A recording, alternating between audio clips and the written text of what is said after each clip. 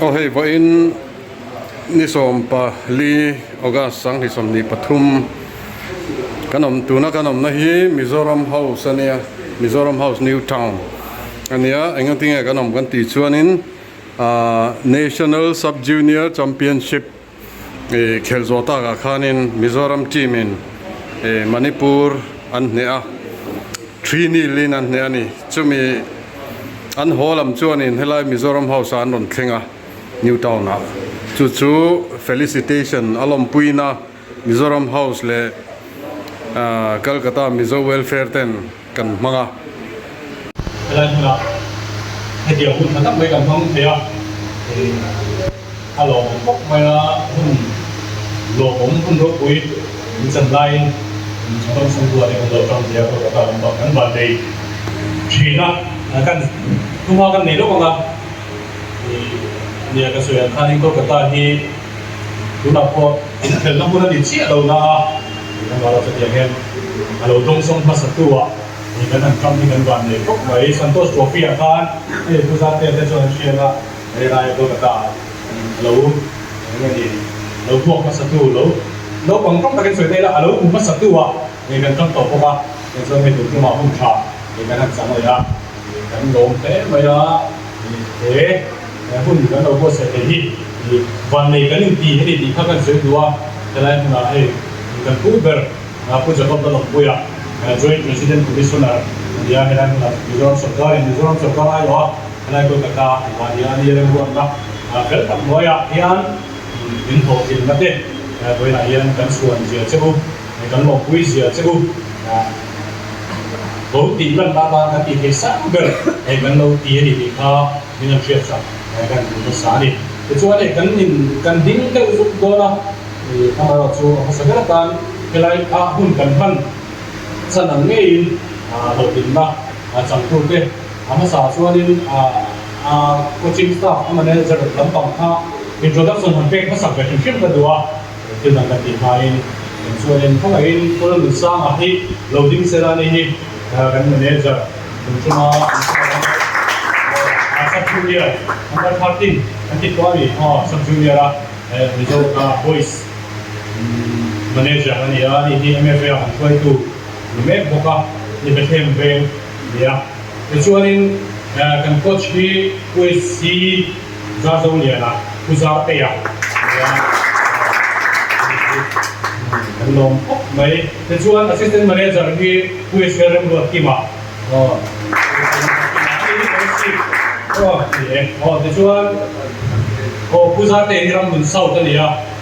kecuali atau dia kecuali kue flow som juala ini ini cite cite berani atau dia cuman ganti fisio ini bulan kima ini ITI bank ini tim dua itu deh anh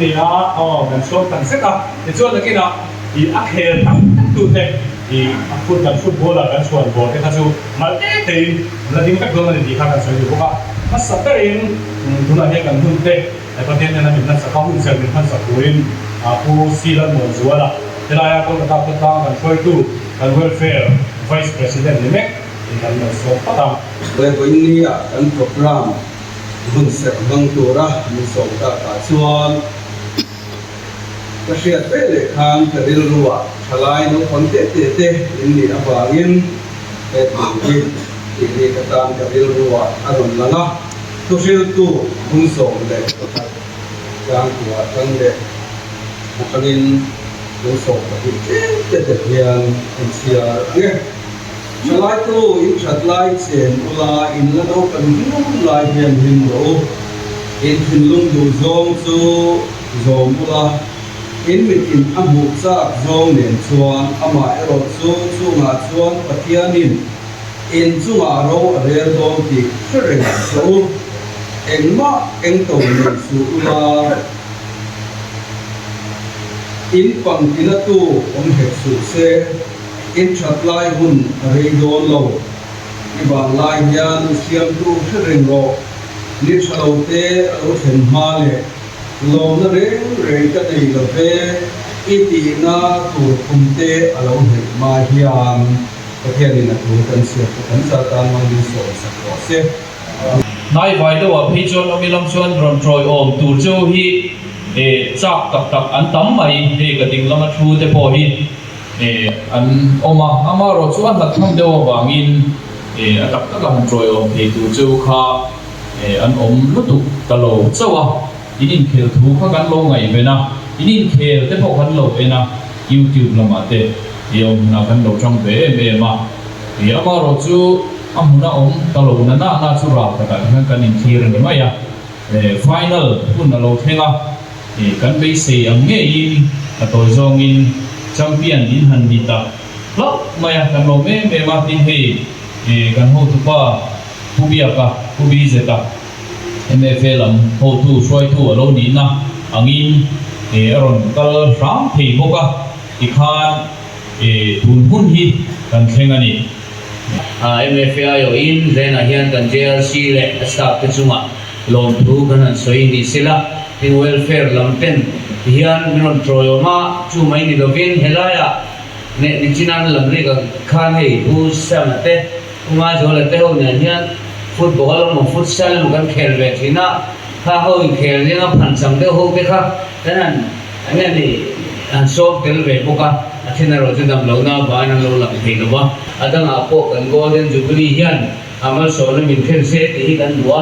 ti ba chen zena hian golden jubilee min shet kuinan emo gift te han pek chu ka duwa zena lo ka mi pachin kan pe menga chon kui ka kan pe kan lo mai ka a tro men pa kan pe ga de en buber put jacob la lom pe chai kan pe ang kan pumbuana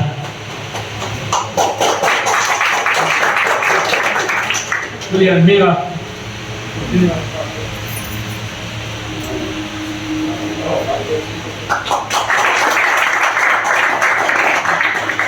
Sema.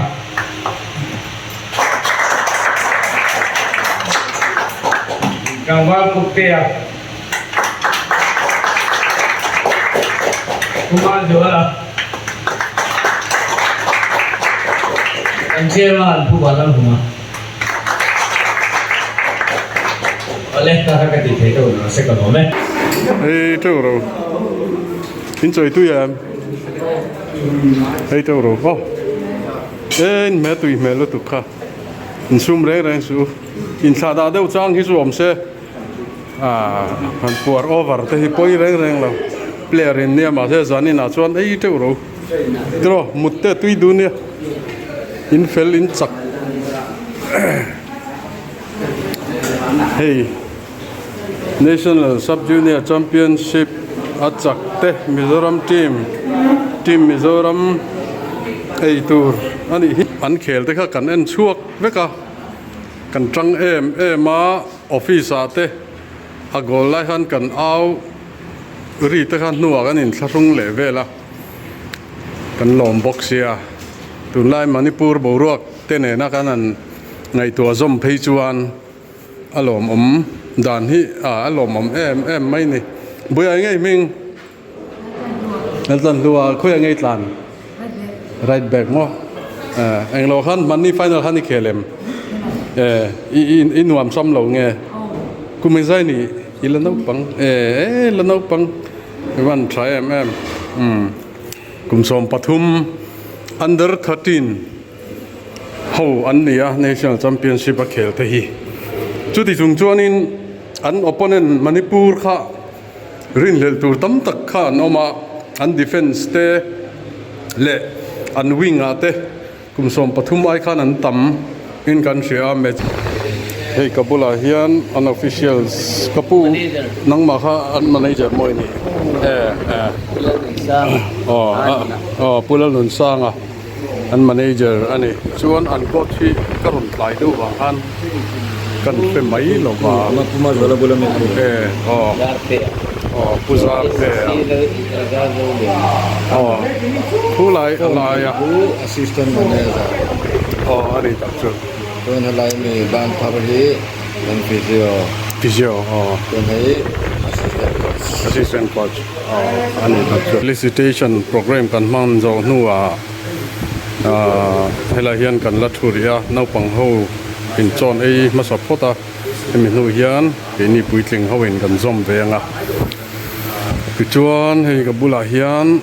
Kolkata Mizo Welfare Vice President Pulal Monzuala athua hei ni hi pumona hian in ilom puizia te kha an soi vela kan ba he du ve thu kam ni khat lek te po alo ni sela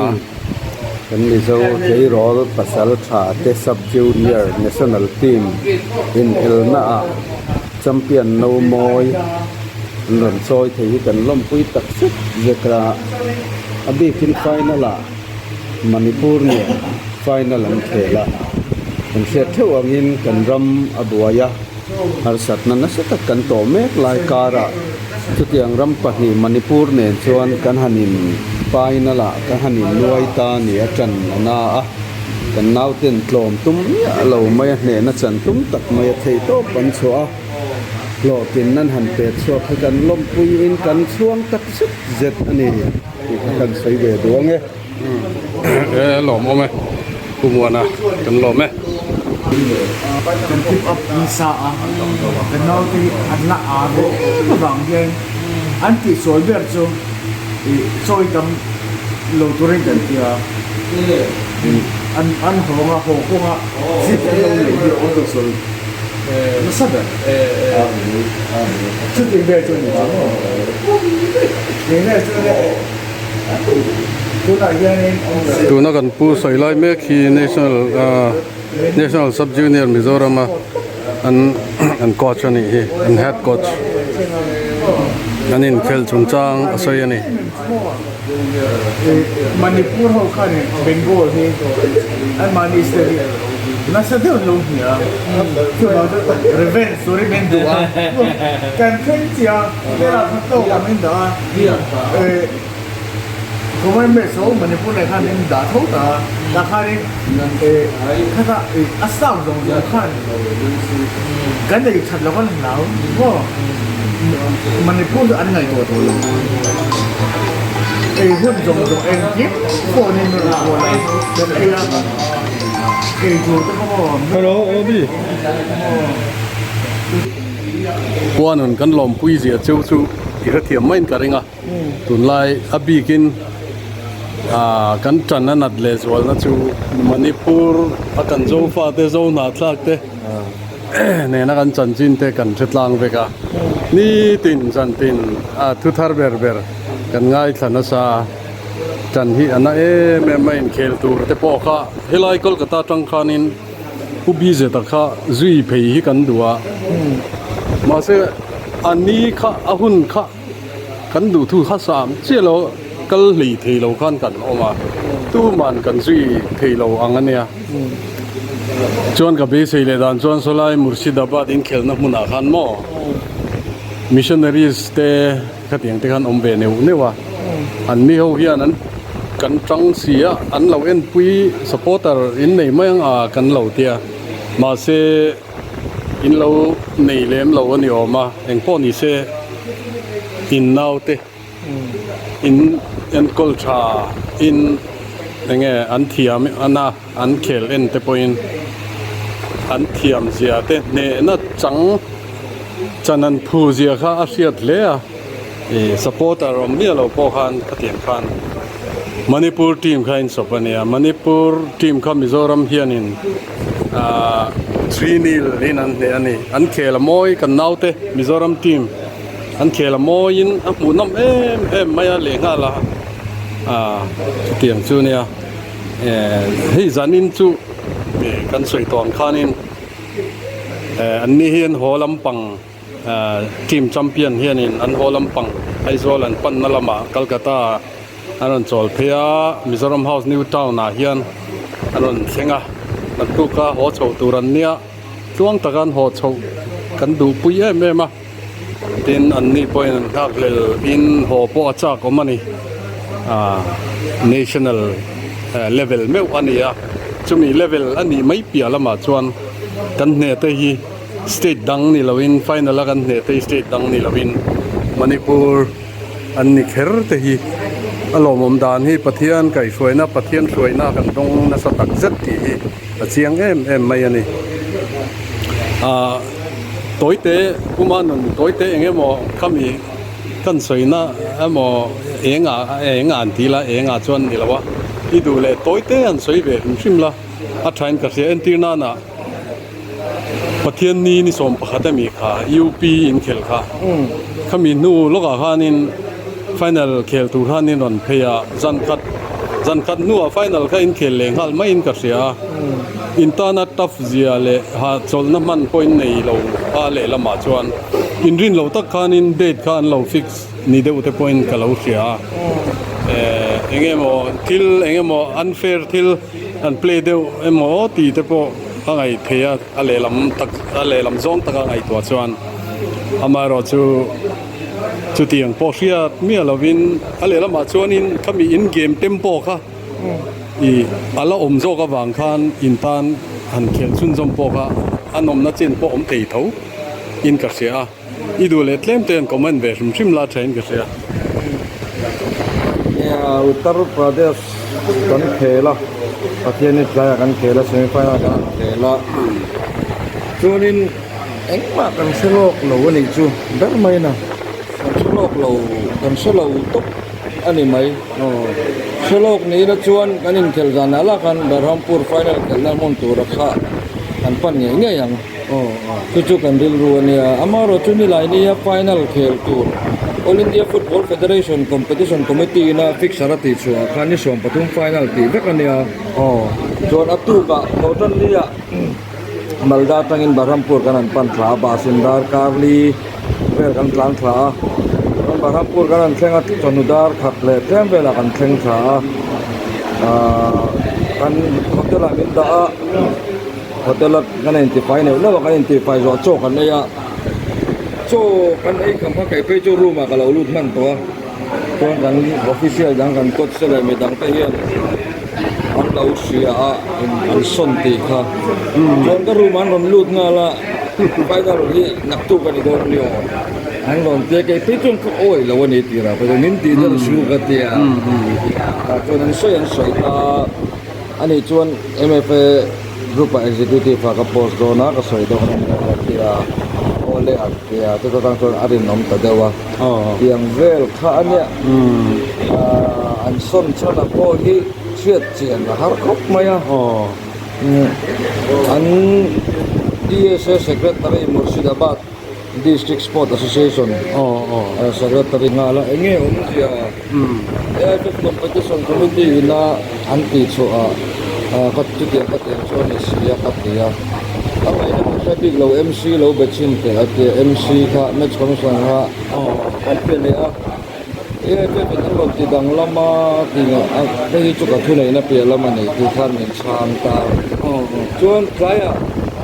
chu mi trai chuan practice lo wa training tum mi lo wa chol ha dam tum kan ne tiang kan che da kan practice le ta chu kha ni ta chuan te po thil dang boi puin kalau boi kan chon le dang ho an practice puya ka kan to chen miron phone DSS secretary na modu cha office ate ka ba phei ve le ni chu auto in ga phei ve le mo no chuan ti ka pa dong ka zot le ngata min chan da na pat anin pu pol ane dar ma wa ho chu an chi dan chon nang ngal anin pu pol pakatin ya pe pa mo ko pakatin match ko so na mo ko piang le khan ne che kia ma amaro chu boy ga le har sabna kan nei lo wa tin kan lau te an din si at ma tu to yan DSP na trobo ka ai hi pathian mau som na kan dom te po an ya anin lung ro la hi at ma hi kan champion pui aที่มันมีสมัยกันแชมเปี้ยนปุยนี่เบอร์ไม่ตัวน่าเลยที่เนี่ยเขาเตียงอาหารเครดิตที่เพลย์เตอันนี้รัวลินแมネจเมนต์ที่ปุยหมอกปะอิสเวกากันเสเวกาแมเนเจอร์เตโค้ชเตเขาเตียงแมเนจเมนต์ทีมค่ะอาชาที่เสียตาเพลย์เตถัดรัวลินทินเขามีประเทศนี้ยูปีเนี่ยนั่นเคล khanin han tlema hanin tina dewe mo enge mo an khel tha thei lo ang kha inom lem lo ani mo ngen om ve thau le kan striker Isak Lal Malsom makha Odisha kan khelni ni ta in ka la kachiang talawa na hana in hiama ton match khat phei chu khel the lo nge ya ani tak chu chuan chumi chu ani deuh mai a chuan han midfield number 4 ki Malsom ki ma koi ni lo nei a monga hian chu vat zia lo ka khel kha bai ka deuh lek boka ti la wai chu kan dam thapa ngai ang ranga hai football player chu na deuh nei nei hi nong ve chu na ni tum video kan nei chale zuala an ban nei tui via bok chu ani chu koi mo physio te hi tun lai khovel football a chuan va han lo koi mo tak physiotherapist te mo lo koi mo me mai ni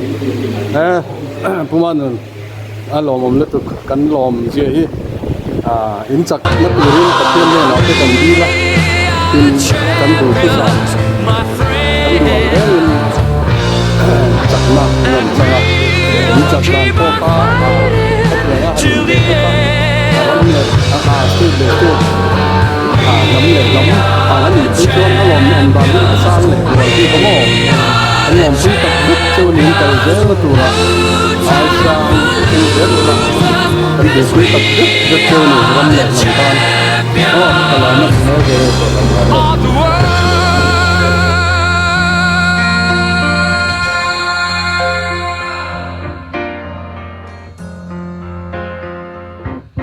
taken my bows and my curtain calls. You brought me fame and fortune and everything that goes with it. I thank you all, but it's been no bed of roses, no pleasure cruise. I consider it a